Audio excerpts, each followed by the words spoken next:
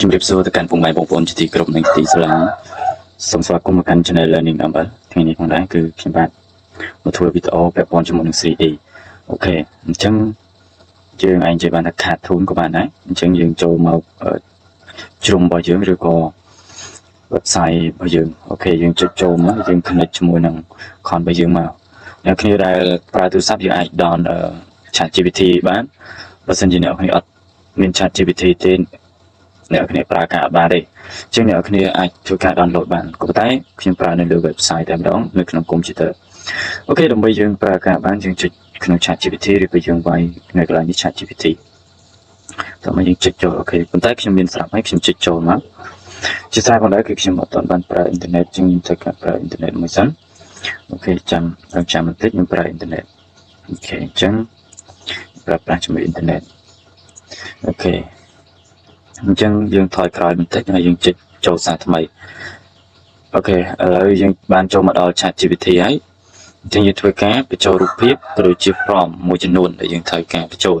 អូខេអញ្ចឹងយើងបូកសិនមកយើងបូកហើយយើងយកពាក្យ upload for computer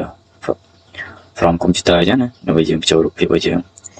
អូខេអញ្ចឹងយើងចុចមកយើងរករូបភាពណាដែលយើងចង់ប្រើការឬក៏ភាពណាដែលយើងចង់បំលែងទៅជា cartoon អូខេអញ្ចឹងខ្ញុំចូលមកកន្លែងនេះហើយខ្ញុំយករូបពីរនាក់ដើម្បីបំលែងវាទៅជា cartoon ខ្ញុំយករូបនេះតោះមកខ្ញុំចុច open អូខេកន្លែងនេះខ្ញុំវាយពាក្យ make អូខេខ្ញុំវាយពាក្យ make this photo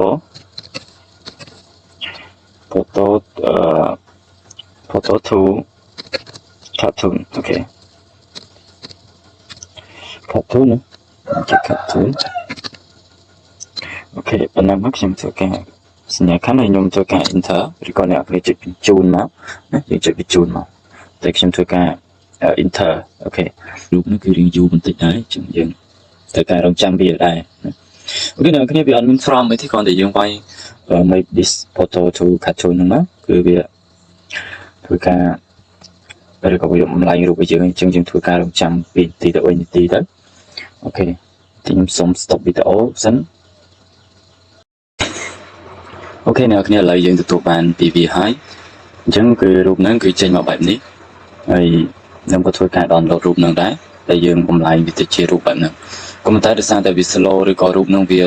ស៊ី map ធំពេកដោយសារខ្ញុំធ្វើនៅក្នុងស៊ីទំហំធំពេកអញ្ចឹងណាខ្ញុំធ្វើនៅក្នុង Photoshop រូបហ្នឹងខ្ញុំ edit នៅក្នុង Photoshop អញ្ចឹងទៅវាទៅជា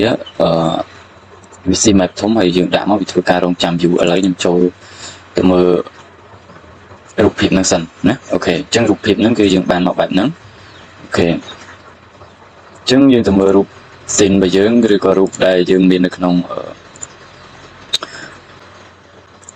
អញ្ចឹងវីដេអូដើមគឺយើងធ្វើឲ្យមើលហើយអញ្ចឹង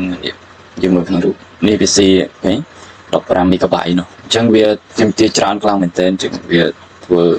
ឲ្យយឺតពេលអញ្ចឹងទៅគឺខ្ញុំ stop វីដេអូនឹងប្រហែលជា